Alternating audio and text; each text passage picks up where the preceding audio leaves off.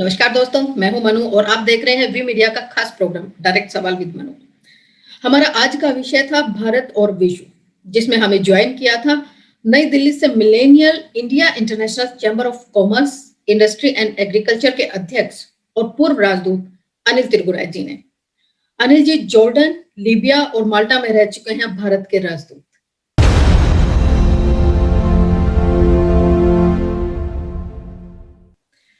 Anil ji, we media के हमारे show में आपका बहुत बहुत स्वागत है। धन्यवाद। अनिल जी, आज सबसे पहले मेरा सवाल यही है कि अभी हाल ही में थल सेना प्रमुख जनरल एमएस नरवणे बांग्लादेश के आतंकवाद रोधी अभ्यास के समापन समारोह में उन्होंने पार्टिसिपेट किया है, तो इसको ये कोई मैसेज है हमारे आसपास के देशों के लिए या ये कोई रणनीतिक साझेदारी की शुरुआत है? देखिए, जहाँ तक हमारे सारे नेबरिंग कंट्रीज हैं, जैसा आप जानती हैं कि भारत हमेशा उनकी पूरी तरह से मदद करता रहा है और वो एक तरह से गिफ्ट ऑफ ज्योग्राफी होते हैं। हाँ, हमारे लिए जो भी हमारे नेबर्स हैं, अब आप चाहें उनको रिलेशंस जैसे भी रहे हों, तो जहाँ तक बांग्लादेश का अगर आपको मालूम हो तो शुरू में काफी हमारे जो नॉर्थ ईस्ट के टेररिस्ट ग्रुप्स थे, एक्सट्रीमिस्ट ग्रुप्स थे, वो बांग्लादेश की सीमाओं में जाकर के उधर से हिंदुस्तान के खिलाफ काफी परेशानियां करते थे और उसमें पुरानी उनकी कुछ लोग शामिल भी थे। जब पहले शेख हसीना जी के आने से पहले बांग्लादेश की जो फौजें थी वो भी उनको सपोर्ट करती थी, लेकिन जब से शेख हसीना आई हैं और भारत के साथ रिश्ते बहुत ज्यादा सुधरे हैं, तब से आप देखिए कि जो काउंटर टेररिज्म ऑपरेशंस हैं, बॉर्डर्स पे जो भी सर्विलेंस है, वो काफी बढ़ गई है। दूसरी चीज ये है कि भारत ने पिछले साल 2 सालों में कम से कम आप देखेंगी, चाहे वो उरी में अटैक हो या म्यांमार के बॉर्डर पे टेररिस्ट को मारना हो या पाकिस्तान में बालाकोट या पुलवामा के कंपेरिजन हो, तो मैं ये समझता हूँ कि जब चीफ ऑफ आर्मी स्टाफ कहीं जाते हैं तो वो ये बेसिकली तो कोलैबोरेशन की और कोऑपरेशन की बात करते हैं, लेकिन सारी दुनिया के लिए सबसे बड़ी एक जो समस्या होती है वो है टेररिज्म। और टेररिज्म कहाँ से आ रहा है, कहाँ से पनप रहा है, दुनिया जानती है। तो मेरा मानना यह है कि ये सबके लिए एक तरह का मैसेज है कि आप भारत जो है, अगर उसके अंदर टेररिस्ट अटैक बाहर से कहीं से भी होता हुआ आएगा तो उसका बदला वो स्वयं लेगा। अनिल जी, हमारे पड़ोस में ही म्यांमार में हम लोग हालात देख ही रहे हैं, किस तरह की स्थिति चल रही है। पब्लिक और आर्मी दोनों आमने सामने है। भारत इस पर साइलेंट है, क्यों? भारत साइलेंट नहीं है बिल्कुल भी। देखिए, अगर जिस दिन पहले ही दिन जब उन्होंने टेक ओवर किया था 1 फरवरी को, तो आप देखेंगे कि भारत ने सबसे बड़ा स्टेटमेंट दिया इमीडिएटली, और वो स्टेटमेंट ये था कि भाई डेमोक्रेसी को रिटर्न करना चाहिए, वहां पे लॉ एंड ऑर्डर बनना चाहिए। तो ये शुरुआत भारत ने की। और एज हमारा म्यांमार जो है एक बहुत इंपॉर्टेंट नेबर है, और आप जानती हैं कि जितना हमारा रिलेशन बहुत ज्यादा उनसे अच्छी तरह बढ़े हैं, हालांकि स्ट्रेटेजिकली भी कनेक्टिविटी इश्यूज हो, जैसे हमारी एक्ट ईस्ट पॉलिसी के तहत, तो उसमें भी उनके साथ हमारे काफी चल रहे थे। लेकिन हुआ ये है कि जब वहां जो आर्मी जो उनके अंदरूनी हालात की वजह से उन्होंने जो टेक ओवर किया है, और उसको सबने कंडेम किया है, भारत ने दूसरी बार स्टेटमेंट किया है। तीसरी चीज मैं कहूंगा कि हम जो बायलैटरल जो बातें करें वो दूसरी है, लेकिन यूएन में भारत इस वक्त सिक्योरिटी काउंसिल में है, और जो पहला स्टेटमेंट जो आप देखिएगा जब से लेकर के और अब तक, इन सभी में भारत ने पूरी तरह से जो भी statement United nation security council से आए हैं, उसमें भारत का रोल बड़ा अग्रणी और प्रमुख रहा है। अब बड़ी पावर्स की तो बात और है, और दूसरी ये है कि वो एक जिस तरह की घटनाएं वहां हो रही हैं, वो बड़े चिंता का विषय है भारत के लिए भी। और इसीलिए नहीं, दूसरी चीज ये है कि वहां से रिफ्यूजीज आना शुरू कर देंगे हमारे नॉर्थ ईस्ट में, मिजोरम में, इधर से, तो जो हमारे लिए और भी बड़ी समस्या है। तो मैं ये समझता हूं कि भारत अपनी तरफ से दोनों चीजों से, एक तो देखिए हमारे रिश्ते वहाँ के जो मिलिट्री रिजीम है उसके साथ भी एस्टेब्लिश हुए थे, वो सब यहाँ आ चुके हैं। म्यांमार में हमारे इंडिया की आर्म सप्लाई, ट्रेनिंग, ये सब काफी चली है। और बड़े जो नेटवर्क प्रोजेक्ट्स हैं आसियान तक कंट्रीज के लिए, थाईलैंड वगैरह में कनेक्ट करने के लिए म्यांमार से ट्राइलेटरल हाईवे का, तो वो सब हम जारी रख रहे हैं। उसमें हमारा एक स्ट्रेटेजिक इंटरेस्ट भी है।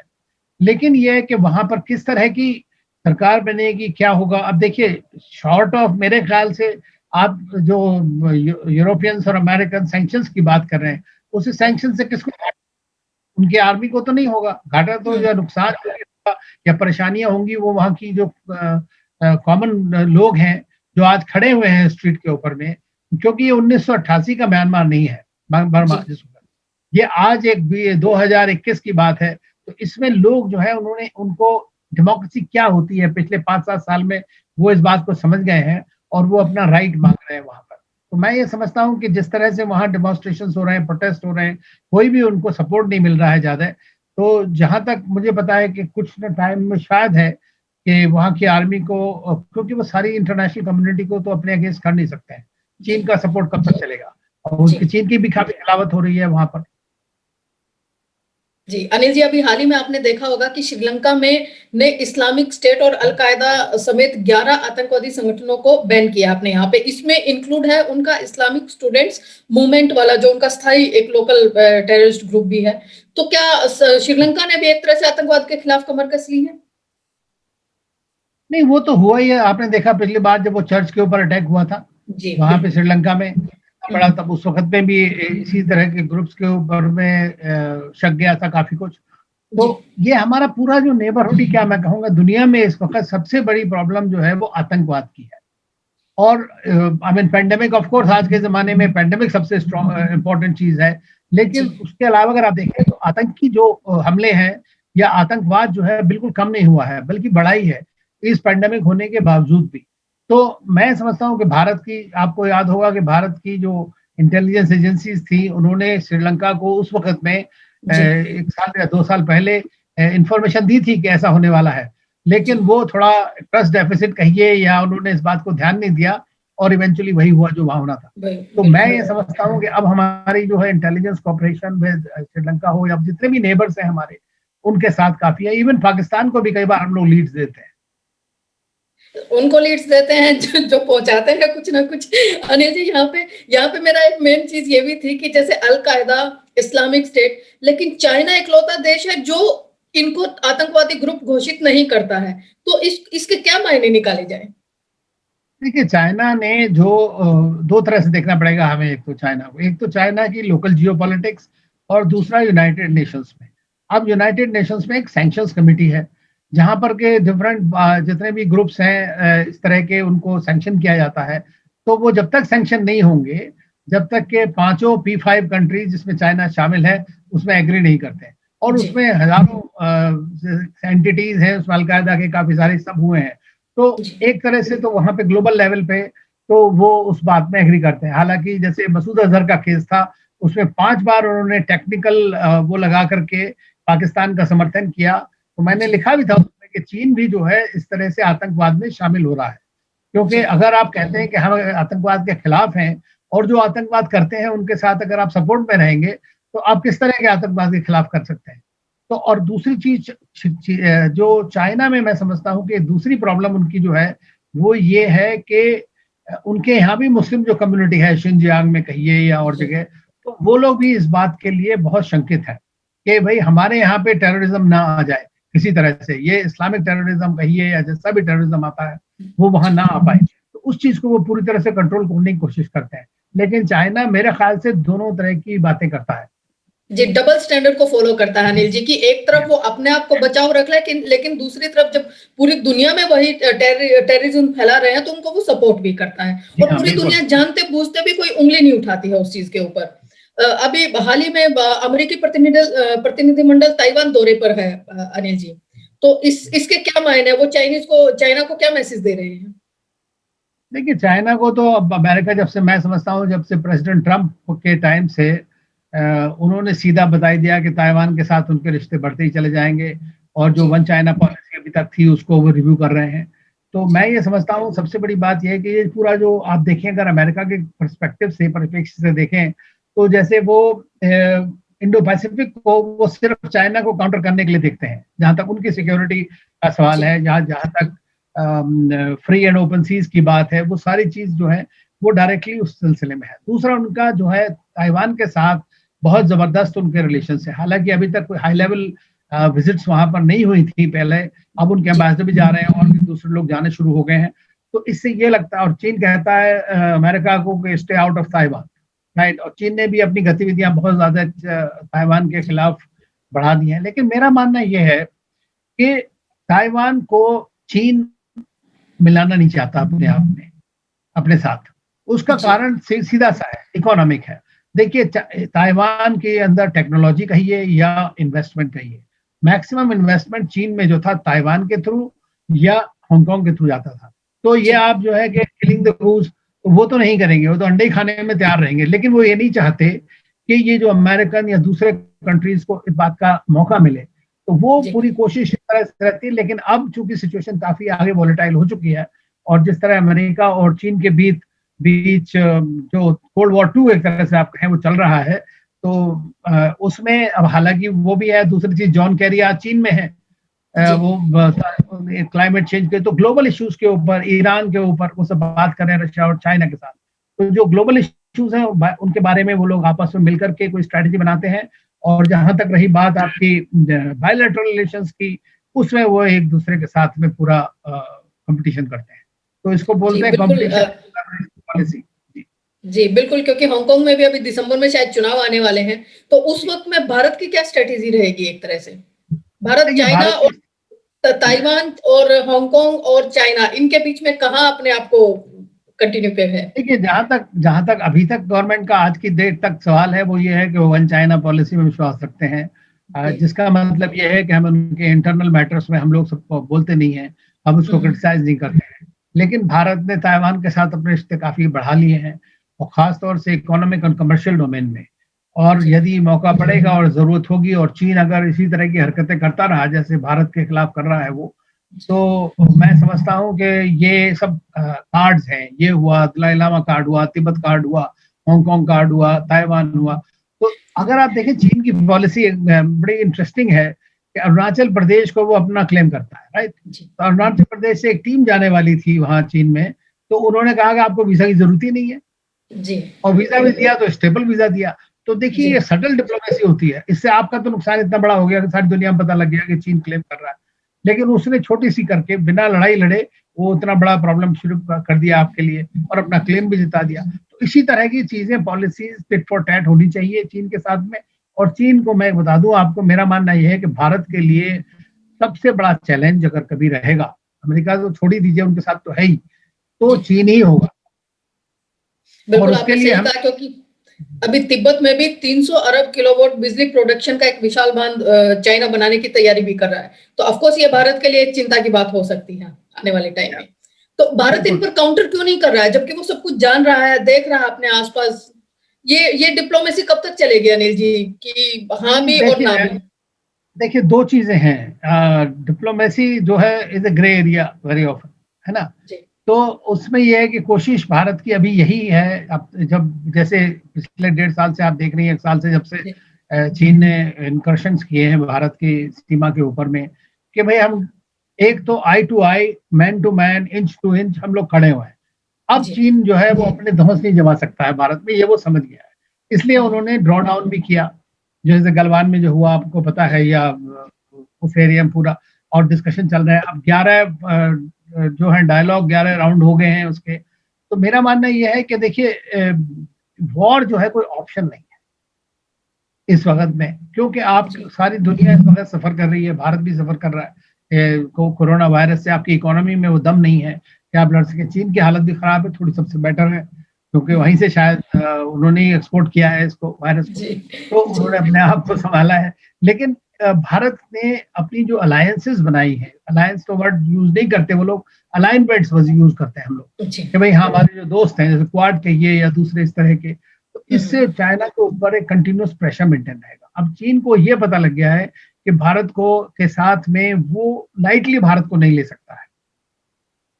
अनिल जी, आप मिडल ईस्ट में रहे हैं, अभी पिछले कुछ दिनों में हम देख ही रहे हैं, इजराइल और ईरान एकदम से आमने सामने तो नहीं है, पर फिर भी आमने सामने है। अभी इजराइल के कार्गो शिप पे भी जिस तरह से मिसाइल अटैक वगैरह हुआ, और ईरान ही कर रहा है, क्योंकि वो उनको परमाणु शक्ति नहीं बनने देंगे, वो उनका क्लियर कट है। तो ये जो चल रहा है, ये कब तक ये इस तरह के कन्फ्लिक्ट चलते रहेंगे? देखिए ये कॉन्फ्लिक्ट चलते आए हैं 1969 से, तो 40 साल तो हो ही गए कम से कम, जी राइट, 42 साल। तो ये जी चीन ईरान और इसराइल जो है, ये दोनों एक दूसरे का नेस्तनाबूद करना चाहते हैं, जी बेसिकली एग्जिस्टेंस नहीं चाहते, ये ओपनली बोल रखा है दोनों ने। और जी सबसे बड़ा खतरा वो एक दूसरे को मानते हैं। जी ईरान जो है उसकी दूसरी समस्या है सऊदी अरेबिया, जी क्योंकि वो रिलीजियस भी है, शिया सुन्नी वाला, और हम्म इन्फ्लुएंस के लिए भी, और दूसरा जो है जियो पॉलिटिकल इन्फ्लुएंस के बारे में बात है। जी अब रही बात ये कि जब तक पिछले 7-8 साल तक तो सब ठीक-ठाक ही चल रहा था। थोड़ा मोसाद थी आप उनकी नेतन एजेंसी हाउस से जहाँ पहले चले जाओ थोड़ा सा। वो जाते जी थे, वहाँ जाकर के वो उनको अटैक कर देते थे उनकी फैसिलिटीज़ के ऊपर में, उनके कुछ लोगों को असैसिनेट कर देते थे वहाँ पे ईरानियन साइंटिस्ट को, इस तरह से काफ़ी हुआ। और ये जी किताबों में बड़ा दर्ज है और मोसाद के पुराने एजेंट से बुक्स निकाली हैं, जी उसमें सब लिखा है बड़ा जी डिटेल में, किस तरह से वहाँ पे उन्होंने उनको कम किया। रीज़न ये है कि वो नहीं चाहते कि ईरान किसी भी तरह से न्यूक्लियर पावर बने। और एक थ्रेशोल्ड है जिसको क्रॉस करना है ईरान ने। उसी वजह से ओबामा एडमिनिस्ट्रेशन ने ये कोशिश किया कि हम ईरान को किसी तरह से भी कंस्ट्रेन कर पाएँ और जी कंस्ट्रेन करने के लिए जो सैंक्शंस रेजिम है उसको हटाना पड़ेगा ताकि वो एक इंटीग्रेट हो इकोनॉमी में। देखिए बड़ी पावर है ईरान। आज ऐसा तो नहीं है कि छोटा-मोटा कंट्री हो जिसको आप कर दें क्योंकि ईरान की इकोनॉमी की हालत आज चाहे कुछ भी हो, लेकिन ईरान का पॉलिटिकल और स्ट्रैटेजिक इन्फ्लुएंस सारे रीजन में सारे कंट्री से ज़्यादा है। ये एक पक्की बात है। तो ईरान अब जब दोबारा से बाइडेन टीम आई, ट्रंप ने तो डील से निकल गए और जी ट्रंप ने डील से निकलने के बाद में मैक्सिमम प्रेशर डाला ईरान के ऊपर और सैंक्शंस और ज्यादा बढ़ा दी गई। उससे ईरान भी, इजराइल भी और सऊदी अरेबिया दोनों बड़े खुश थे, या जी यूएई कहिए, जितने भी जो कंट्रीज को खिलाफत मानते थे वो अब काफी खुश थे कि भाई ठीक हो रहा। लेकिन इस बीच में इन सब कंट्रीज ने अपने आप को भी अपने पैर में कुल्हाड़ी मार लिया। जैसे सऊदी अरेबिया ने यमन में जाकर अटैक कर दिया। जी अब वो बिल्कुल उनका सारा ब्लीड हो रहा है वहाँ पे, ऑयल प्राइसेस नीचे हो गई थी, उनकी इकोनॉमी ठीक नहीं है, खतरा कई तरह का सारे कंट्रीज को। तो सारे कंट्रीज एक तरह से इकोनॉमिक कंडीशन या प्रॉब्लम में है। अब बाइडेन एडमिनिस्ट्रेशन आया, उन्होंने पहले ही कहा कि हम इस डील में वापस आएंगे क्योंकि वो मल्टीलैटरल और वो चाहते हैं कि भाई जो भी हमने एग्रीमेंट किया है उसको रिस्पेक्ट करें, चाहे वो मल्टीलैटरल हो या बायलैटरल हो। तो इस तरह से वो उन्होंने कहा। अब इजराइल ये चाहता नहीं है कि किसी भी तरह से आए। तो पहले तो ट्रंप ने काफी अड़ंगे लगाए, आपको पता होगा almost near war like situation जी हो गई थी।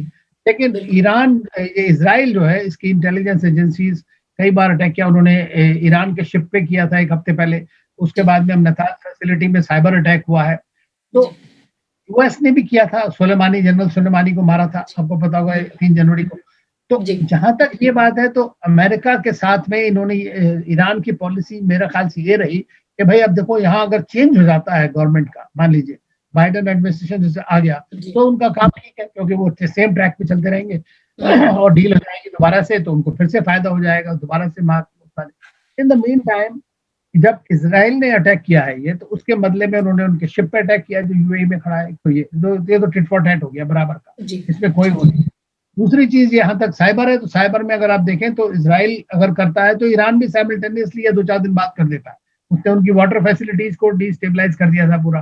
तो ये सब इनके बीच में चलता रहेगा जब तक कि एक्चुअल वॉर नहीं हो। और इसीलिए जनरल ऑस्टिन जो थे, जो डिफेंस सेक्रेटरी हैं अमेरिका के, वो आए थे उसी नेक्स्ट डे वहां पर पहुंचे और उन्होंने उनसे इसराइल को ये कहा कि भाई तुम्हारी सिक्योरिटी जो है सबसे सर्वोपरि है, उसको पूरी तरह से अमेरिका सपोर्ट करता है, लेकिन आप इसके बीच में अड़ंगा ना लगाएं और इस तरह की हरकतें ना करें। ये उन्होंने जरूर उनको ये मैसेज दिया है। अनिल जी, अगर इसको थोड़ा और ब्रॉड प्रोस्पेक्टिव में अगर हम सोचें, जो हम इस चीज को भूल जाए कि इजराइल और ईरान एक दूसरे को फिनिश करना चाहते हैं, अगर हम इस पॉइंट ऑफ व्यू से देखें कि कल को ईरान परमाणु हथियार बनाने में कामयाब हो जाता है एक तरह से, ठीक है, जिस तरह से पाकिस्तान हुआ, इकलौता मुस्लिम कंट्री है जिसके पास है, और वो किस तरह से फिर पूरे वर्ल्ड को प्रेशराइज करता है उस चीज को लेके, चाहे वो 100 किलो का हो, चाहे 100 ग्राम का हो, जो भी कहो, वो एक मजाक का इश्यू है, बट रियलिटी में वो एक थ्रेट है।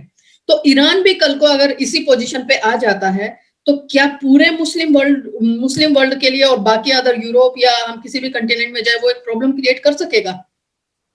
देखिए आज भी जो है ईरान की सबसे बड़ी स्ट्रेंथ, मिलिट्री स्ट्रेंथ है उसकी मिसाइल पावर।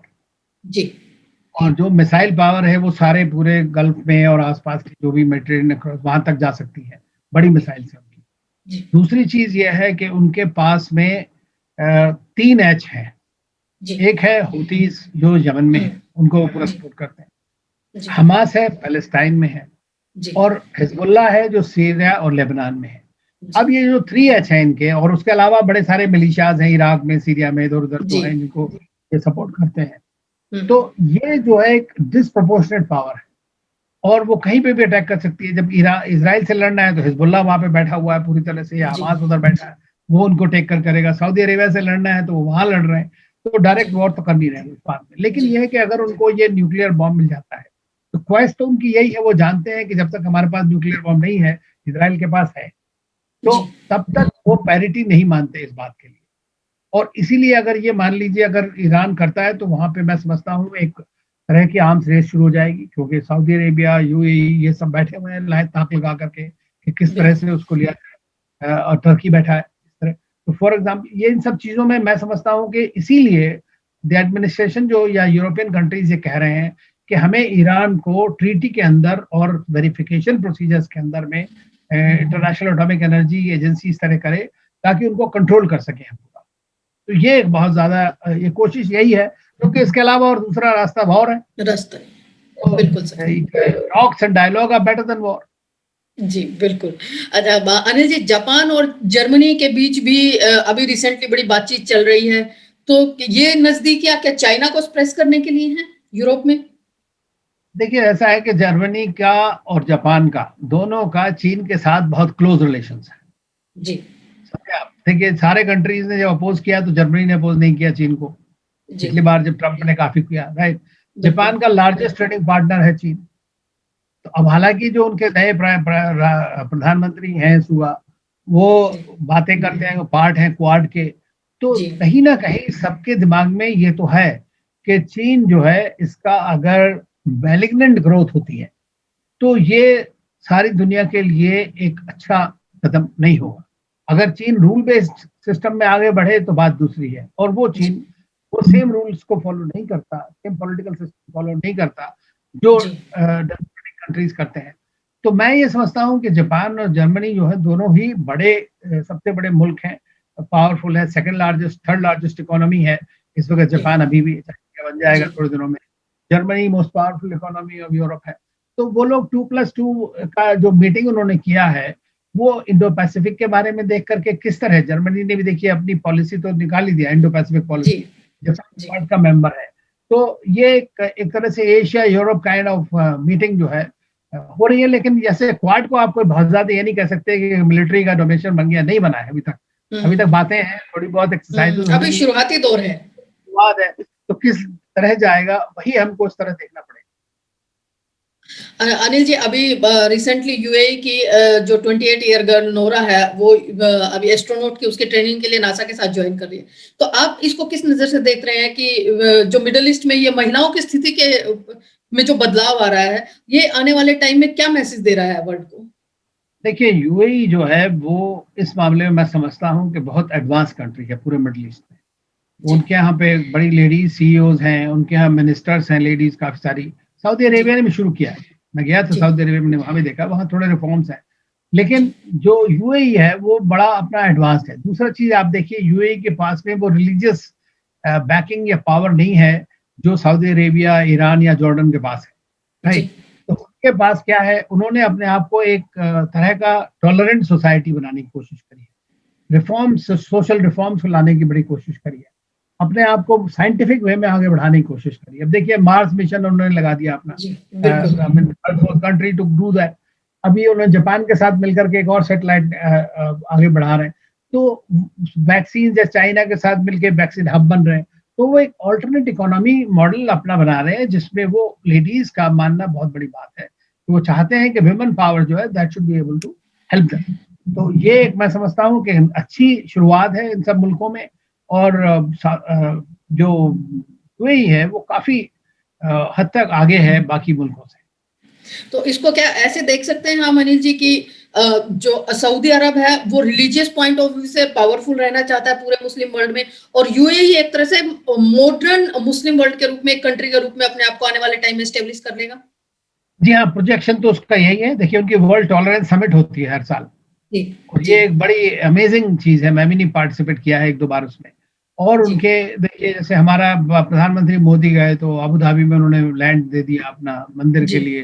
तो ये सारी चीजें जो है ये दर्शाती हैं कि आप वहां पर देखिए पोप आए थे, कितनी बड़ी उनकी बिल्कुल विजिट रही। तो उससे ये लगता है कि आप अपने आप को एक इंटरनेशनल लेवल पे एक सर्टेन लेवल पे ले आना चाहते हैं। दूसरी चीज ये है कि यूएई जो है एक तरह से लीडिंग स्टेट है। अब देखिए उन्होंने अब्राहम अकॉर्ड्स में सबसे पहली स्टेट बनी जिसने साइन किया इसराइल के साथ में अपना एग्रीमेंट। बिल्कुल और वो किसकी क्या उनको चाहिए टेक्नोलॉजीज और जी सिक्योरिटी, ये दोनों चीजों के लिए खास तौर से, और इसराइल को मार्केट चाहिए सबसे बड़ा और एक पेडेस्टल चाहिए अरब वर्ल्ड में, तो उन दोनों जी के लिए एक म्यूचुअली बेनिफिशियल एक तरह की रिलेशनशिप हो गई। तो वो फॉरवर्ड थिंकिंग है उनकी। हालांकि ये बात दूसरी है कि उनको अगर आप देखें इंडिपेंडेंटली, तो उनकी फॉरेन पॉलिसी में थोड़ा जगह जगह ये अपने हाथ लगा रहे हैं और अपना इन्फ्लुएंस एक्सरसाइज करने की कोशिश कर रहे हैं, चाहे वो सोमालिया में हो, सोमालीलैंड जी में हो, यमन में हो, इधर जहाँ भी कॉन्फ्लिक्ट जोन्स हैं, पहले लीबिया में बहुत इंपॉर्टेंट था, इनका इंपॉर्टेंस रही है। तो ये सब एक मिडिल पावर के रूप में अपने आप को बाहर निकालना चाहते हैं, और आपने सही कहा कि वो अपने आप को एक तरह से नॉन रिलीजियस पावर के रूप में बाहर लाना चाहते जी। अनिल जी, आप जॉर्डन में भी एम्बेसडर रहे हैं भारत के। अभी हालिया जो सिचुएशन जॉर्डन में चल रही है, जो राजशाही कार वो सब देखा, उस पर आप क्या सोचते हैं? हैं। देखिए, दो चीजें हैं उसमें। एक तो वहां पे जॉर्डन के पास में फॉस्फेट को छोड़ के कोई ऐसे रिसोर्सेज नहीं है, फाइनेंशियल रिसोर्सेज बहुत ज्यादा है। जी जॉर्डन काफी हद तक डिपेंड करता है सऊदी अरेबिया के ऊपर, फाइनेंशियल अमेरिका के ऊपर और यूएई के ऊपर। कतार जी भी देता है काफी पैसा, जी तो उनसे आता। दूसरा, रेमिटेंसेज आती हैं उनका काफी। और सबसे बड़ी चीज है कि वहां पर टूरिज्म जो है वो 16-17% जीडीपी का, और बल्कि 20% से ज्यादा ही है, वो टूरिज्म से होता है वहां पे। अब ये पेंडेमिक आने की वजह से जो है वहाँ सबसे बड़ी प्रॉब्लम इकोनॉमिक प्रॉब्लम हो गई वहाँ पे। तो दूसरा ये है कि सीरिया से करीब 1 मिलियन रिफ्यूजीज वहाँ पे कई सालों से हैं, तो वो वहाँ पे सोशियो इकोनॉमिक कंडीशंस प्रॉब्लम कर रहे हैं, इंफ्रास्ट्रक्चर के ऊपर में काफी जोर पड़ रहा है। तो ग्रास रूट लेवल पे अगर आप देखेंगे तो इकोनॉमिक कंडीशंस में काफी परेशानी है वहाँ पर। दूसरी जी चीज रही बात कि जो प्रिंस हमजा ने किया, उसको कू बोला गया। देखिए, प्रिंस जी हमजा जो है वो किंग हुसैन का चहीता बेटा था, और उसको वो चाहते थे, क्वीन नूर का लड़का, लास्ट क्वीन जो थी उनकी चौथी, उनका ये 11th सन, जो मतलब सब 11 बच्चों में सबसे ज्यादा फेवरेट था। तो वो चाहते थे कि प्रिंस हमजा को क्राउन प्रिंस बनाया जाए और बाद में किंग बने उसके बाद। तो उन्होंने, जो उस वक्त क्राउन प्रिंस थे वो थे प्रिंस हसन, जो उनके भाई थे।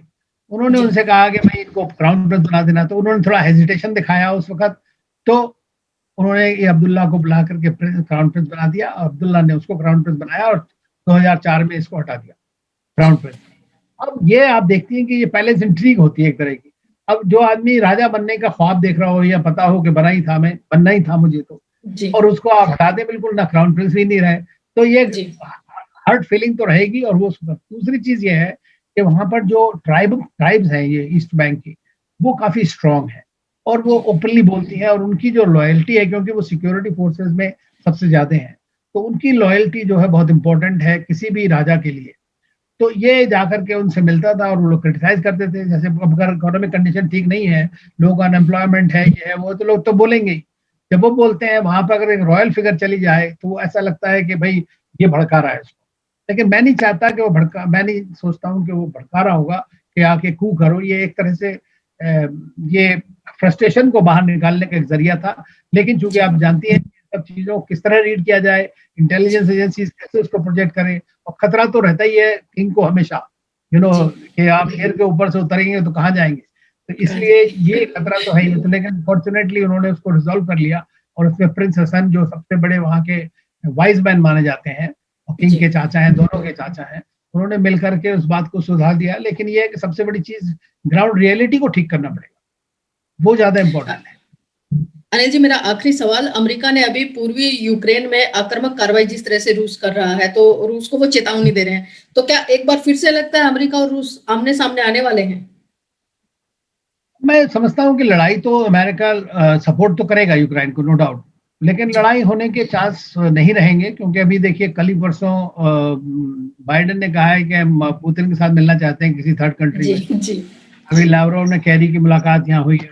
तो जो जी पब्लिक डोमेन में जो चीजें आती हैं वो तो है, लेकिन ये है कि यूक्रेन को डेफिनेटली वो सपोर्ट कर रहे हैं, और वो चाहते हैं कि भाई जो, और रशिया के लिए एक रेड लाइन है, जी क्योंकि यूक्रेन में जो भी लीडरशिप रहती है, या जॉर्जिया हुआ उधर, तो इन सब कंट्रीज में इन्होंने कोशिश तो यूरोपियंस ने और अमेरिकन ने करी है कि डिस्टेबलाइज करें उस रीजन को। और जब तक पुतिन पावर में है, वो बहुत स्ट्रांग मैन है, तो मैं नहीं समझता है कि ये लोग आपस में कोई एकोमोडेशन आएगा। दूसरा, अभी कल परसों में ही एक 9 अप्रैल को आई थिंक एक एक थ्रेट असेसमेंट रिपोर्ट जो है अमेरिकन ने कांग्रेस में सबमिट करी है, यूएस इंटेलिजेंस एजेंसी ने, उसमें अगर आप देखें तो रशिया नंबर 1 पे थ्रेट है, China number 1, Russia and Iran, इस तरह दिया है तो उनको खतरा है। लेकिन ये कि मैं नहीं समझता कि वॉर लाइक सिचुएशन हो पाएगी। तो अनिल जी, बहुत बहुत शुक्रिया, हमारे शो में आप इतने बेबाकी से अपनी बातचीत रखी आपने, बहुत बहुत शुक्रिया।